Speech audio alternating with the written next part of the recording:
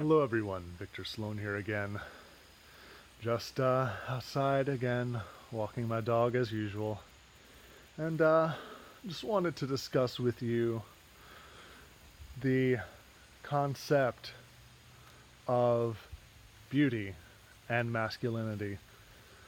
Now, it seems that in our society today, there seems to be a complete divide between the two concepts. And that's all most of us have ever known, is that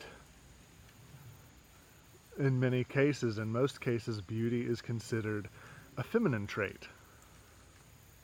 And that any man who is interested in beautiful things is naturally going to be more effeminate.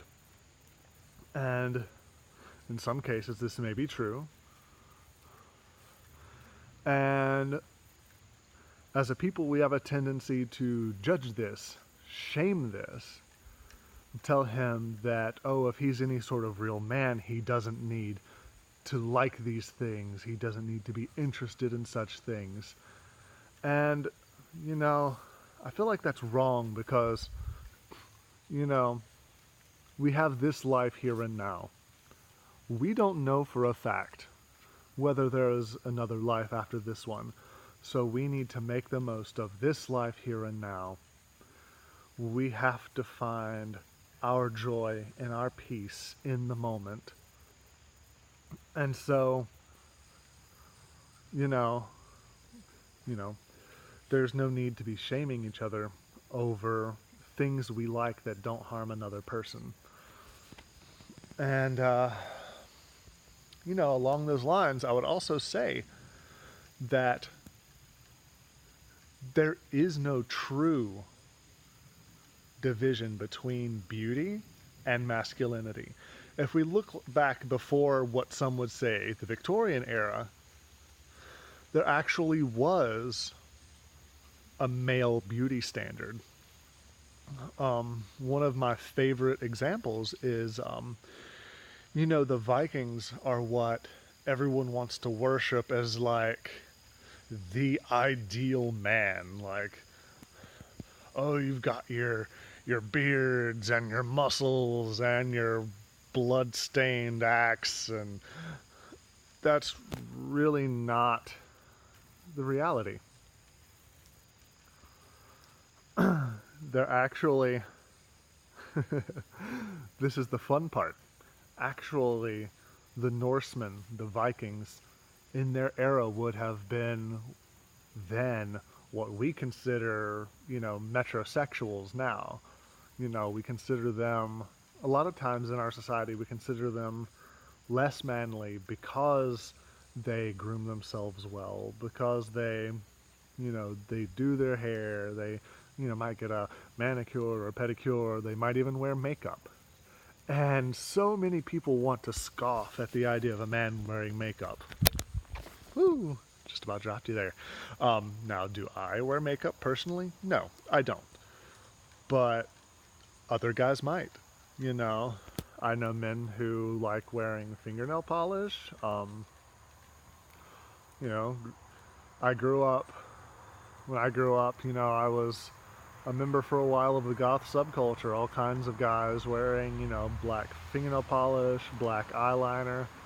And some of these guys were still big, strong, like knock you on your butt kind of guys, It doesn't make them any more masculine, or any less masculine was what I was intending to say.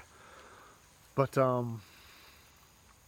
yes, with the Vikings, at that time, the northern culture, as far as European culture, was actually far more clean than especially English culture. The English especially were given to only taking perhaps a few baths in their entire lives and wearing whatever clothes they have, I guess pretty much, as long as they can. They weren't known to keep multiple changes of clothes and keep clean, and that was the thing. when the Norsemen invaded, and even later when they, you know, took up colonies in Britain, they were known for changing their clothing almost every day. They were known for taking a bath once a week, but then washing in a basin every single day. And this was something groundbreaking for Northern Europe at the time. You know, there were even monks who wrote warning people not to take up the fashions of the Northmen because it was ungodly. Something about the way they combed their hair and combed their beards and cleaned themselves daily and changed their clothes daily was somehow ungodly and bound to tempt the women. And, it could be that not as many of the women as we think that the Vikings took were taken unwillingly. It could entirely be, yes, there was rape, there was carrying away of women, but it could be that many of them also went willingly because these men were so attractive. And that's the funny thing is, there actually was an ideal beauty standard for men of the time. It is known that Northern men, if they didn't have the qualities they felt that they wanted, would actually wear makeup. They would wear some form of earlier powder base, they would even wear rouge, and they would even wear essentially an eyeliner called kohl. And the thing about the kohl is a lot of men would have worn it. Not even just for appearance, but even for utility. An interesting thing that I have learned about kohl is that the Viking men would have worn it even while voyaging as protection for their eyes from the sun, because the black around the eyes would absorb a good portion of the light, meaning less goes directly into your eye. So I thought that was kind of cool.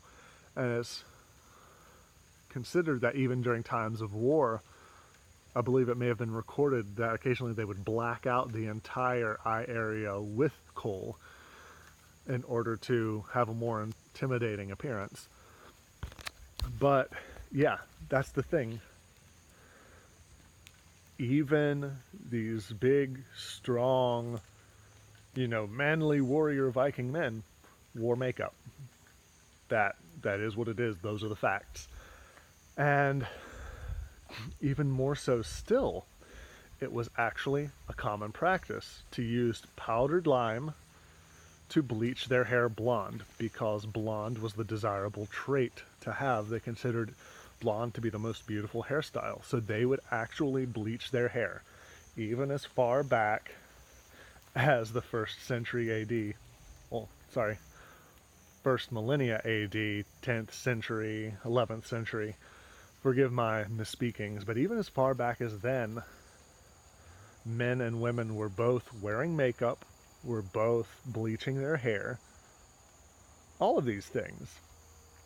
And yet, it's only been for the last couple hundred years that we have been shaming people for this. So, why do we have to do that now?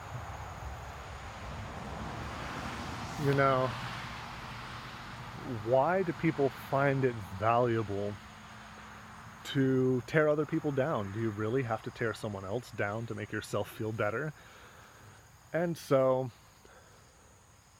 with that, I'm just going to say we all have our concepts of what is more beautiful. We all have our concepts of what is masculine, but that does not mean that my definition of masculine has to influence your definition of what is masculine, nor the other way around. Am I going to shame you for, wanting to shave your face all the time and not keep any facial hair? No. You don't have to have a beard to be a man.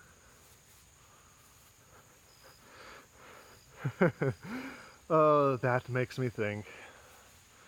The old weird anime Shin-chan, to be a man you must have honor and a penis. But yeah, I'll leave that at that, and we'll not go into political discussions of such.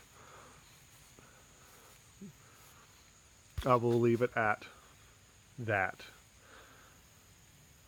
If you are a man, you are a man. You take responsibility. And what matters the most is that you know you are a man. You are confident in your own masculinity, no matter what anyone else says. And there is no need for anyone to shame you, and there is no need for you to shame anyone. Let's just live the life that we have now to the best of our abilities, because honestly, just living and breathing as a human is difficult enough without us making it harder for each other. Have a good day.